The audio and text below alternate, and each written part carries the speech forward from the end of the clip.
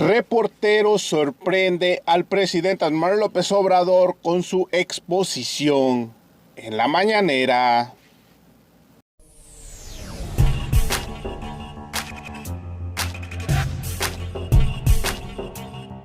¡Viva México! ¡Viva México! ¡Viva México! Así es, mis estimados amigos, bienvenidos a un video más del canal Chido el Coto Político. Yo soy Ferras TV con otro video para el canal y bueno amigos, que tengan un excelente lunes, un excelente inicio de semana. Y bueno amigos, pues Reportero hizo preguntas muy importantes sobre la historia de México. Y esto lo tienen que saber todos los mexicanos, lo que contestó el presidente Andrés Manuel López Obrador sobre el Tratado de Bucareli, donde habló sobre el petróleo. Y bueno amigos, sin más que decir, mejor vamos con la información.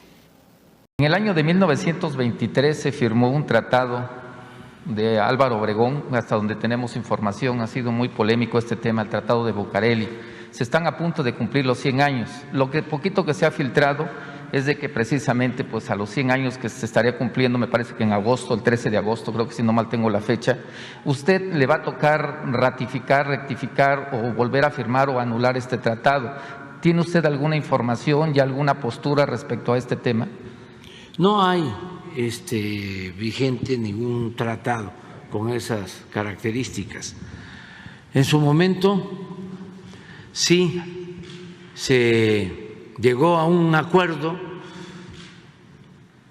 y a eso se le conoce como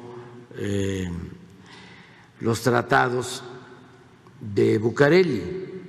Fueron conversaciones que tuvo el gobierno de México, en ese entonces encabezado por Álvaro Obregón, con el gobierno de Estados Unidos, sobre todo relacionados estos acuerdos con el petróleo. Es conocido que Porfirio Díaz precisamente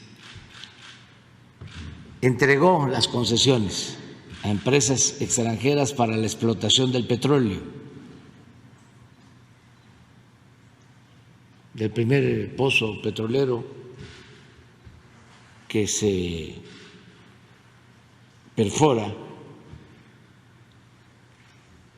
fue en Ébano, San Luis Potosí, 1901, por una empresa extranjera, aunque ya se había descubierto el petróleo de tiempo atrás, en los años 60 del siglo XIX, por un cura tabasqueño, Manuel Gili Sáenz, cerca de mi pueblo.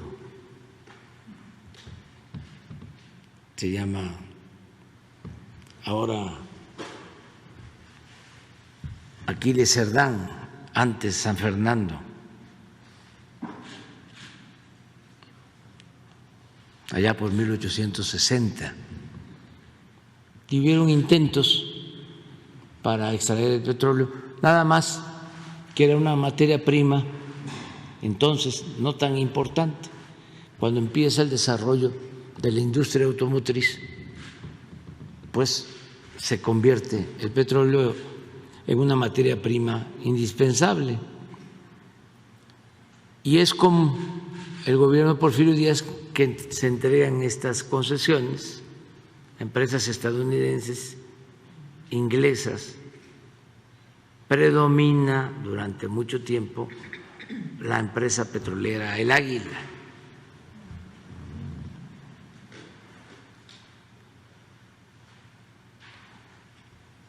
que pues tenían dominio de grandes extensiones de nuestro territorio. Era como un estado dentro de otro estado, todo el Golfo,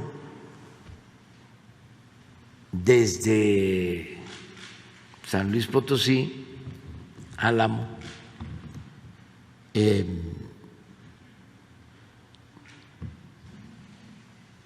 Tampico,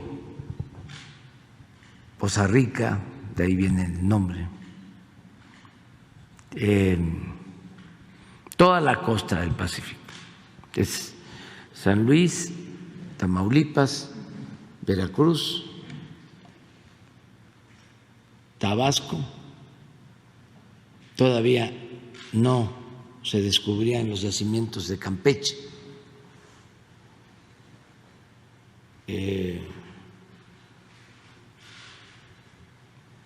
Entonces,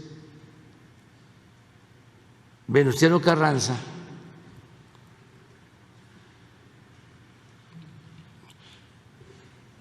presenta la iniciativa en el Constituyente de Querétaro para que el petróleo fuese propiedad de la nación, que todos los recursos naturales del subsuelo pasaran a formar parte del dominio de la nación, porque antes estas compañías tenían grandes extensiones de terrenos con la concepción jurídica anglosajona de que el dueño de la tierra era el dueño también del subsuelo. Entonces, Venustiano Carranza, con una interpretación distinta, que retoma la legislación colonial, reconoce la propiedad del suelo, pero como se hizo durante la colonia, los bienes del subsuelo en aquel entonces pertenecían a la corona. Aquí se sustituye la corona por la nación. Eso, desde luego, no les gustó a las compañías petroleras extranjeras,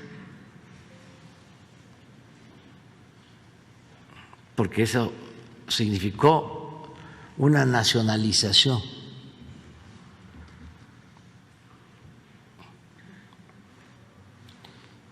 Fueron tantas las presiones que, bueno, viene hasta el asesinato del presidente Carranza, que ningún presidente posterior podía reglamentar el artículo 27. No se podía aprobar la ley reglamentaria del 27. Y pues no pudo, después del 17, el presidente Carranza, después de aprobarse el artículo 27, porque las protestas eran muy fuertes de parte del gobierno de Estados Unidos, sobre todo. Casi fue por sorpresa lo de la aprobación del 27 en Querétaro, que estaba lleno de agentes del Departamento de Estado. Incluso tenían hasta legisladores defendiendo el punto, legisladores mexicanos y medios de información de México. Pero no les dio tiempo, y ya cuando empiezan a llegar las noticias a Washington, pues ya estaba aprobada la Constitución. Entonces, al aprobarse, empieza la lucha por la reglamentación y los tratados de Bucareli, lo que significaron fue no autorizar la ley reglamentaria,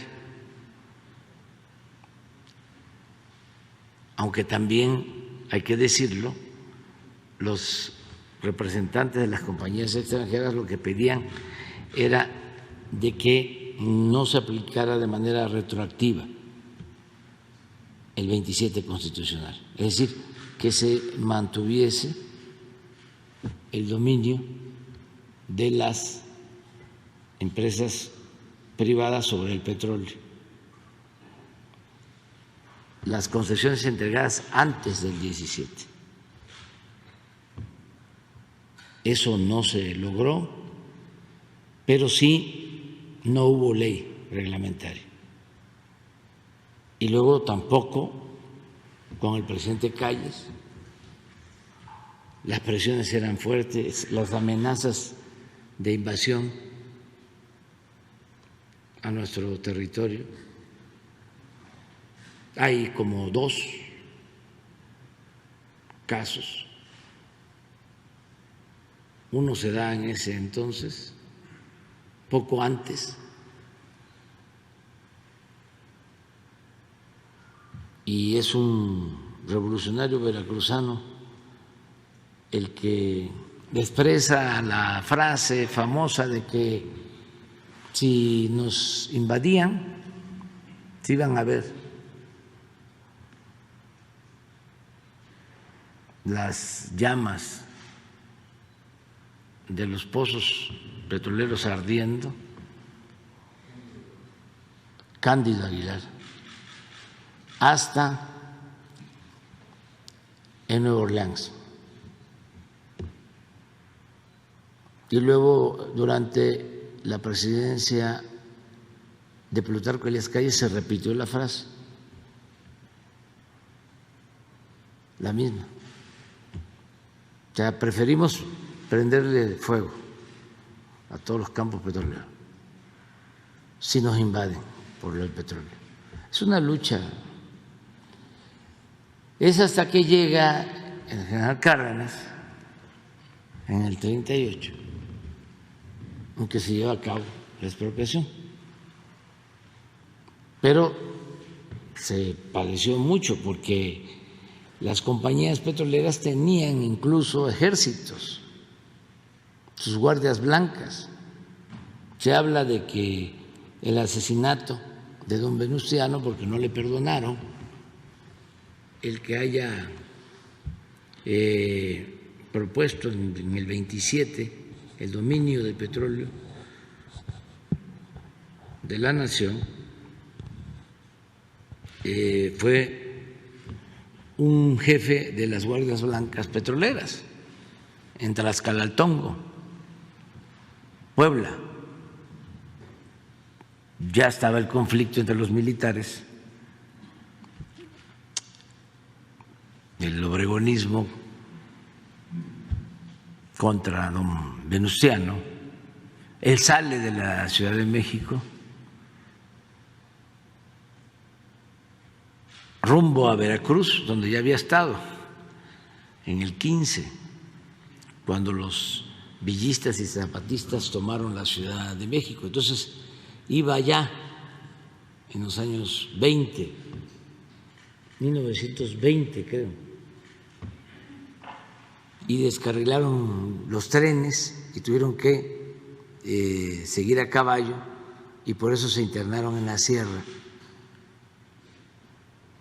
de Puebla, ahí por Huauchinango, por ahí está Tlaxcalaltongo, es un pueblo de la sierra histórico, por eso y por su gente también.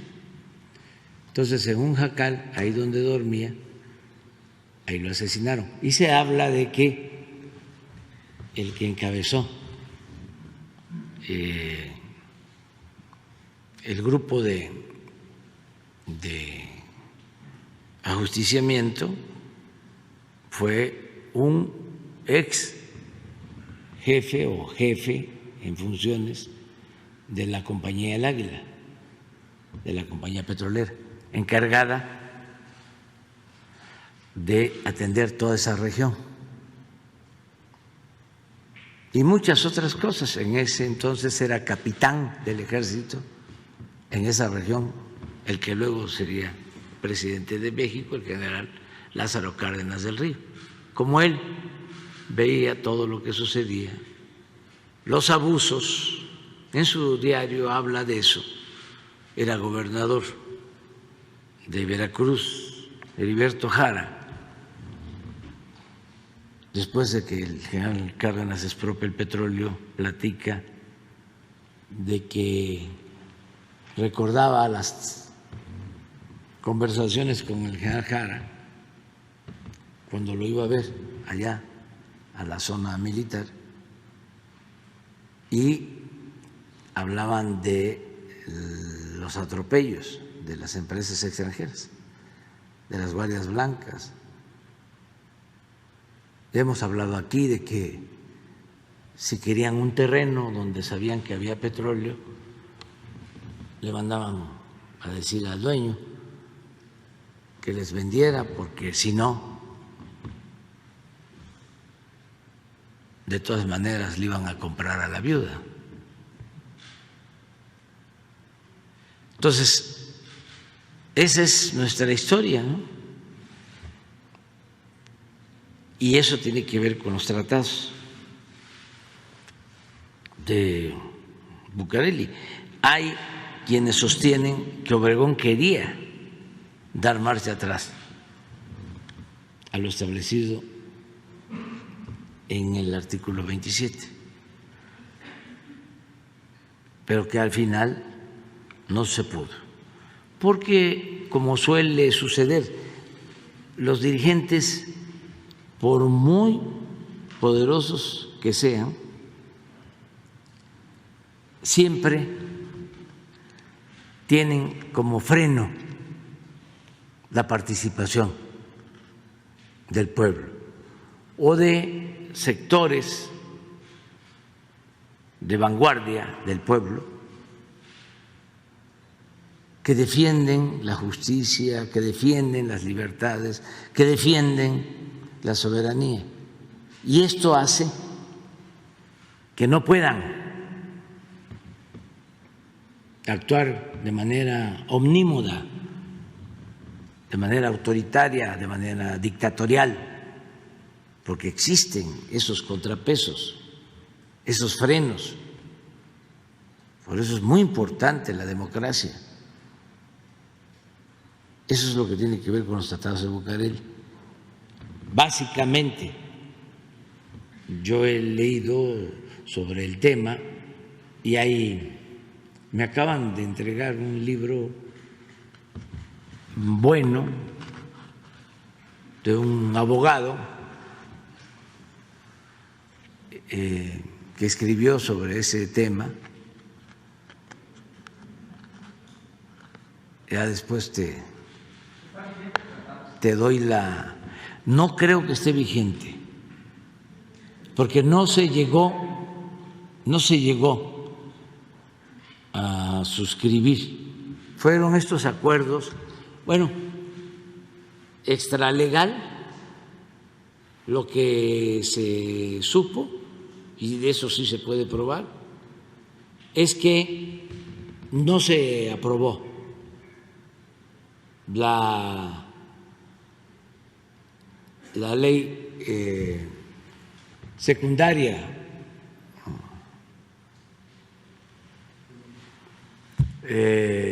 y también hubieron resoluciones de la Corte que favorecieron a las empresas extranjeras y fue parte de una negociación. Por eso toda la desconfianza de los acuerdos de Bucareli. Estoy recordando, ¿no? Hay un documento. ¿Por qué no pones? Hay un libro que escribí que se llama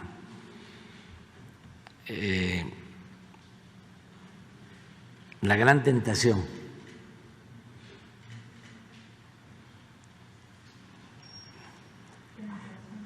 la gran tentación. Y si hay un apartado sobre lo que me estás preguntando. Entonces, es muy interesante porque yo creo que era Pani, el secretario de Hacienda en ese entonces,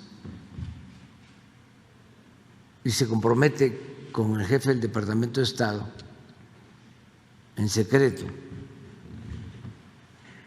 Pero en política no hay nada que no se sepa. No, hubo, vamos a decir,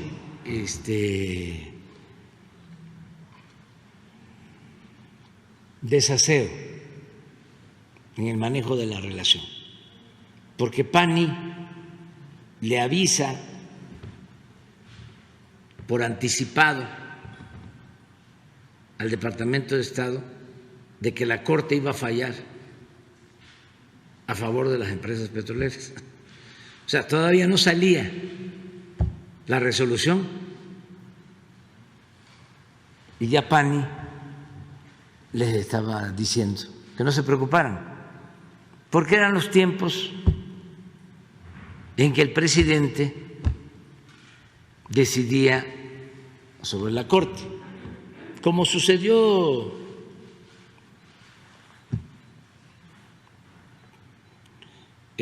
más de 100 años. Así es, mis estimados amigos, ¿cómo terminaron de ver el video? ¿Qué les pareció la información que dio el presidente Andrés Manuel López Obrador sobre el tratado de Bucareli? Dejen sus comentarios. Y bueno, amigos, pues hasta aquí llegamos con otra nota más para su canal Chido el Coto Político. No olviden darle manita arriba y nos vemos en la próxima. Que tengan un excelente lunes.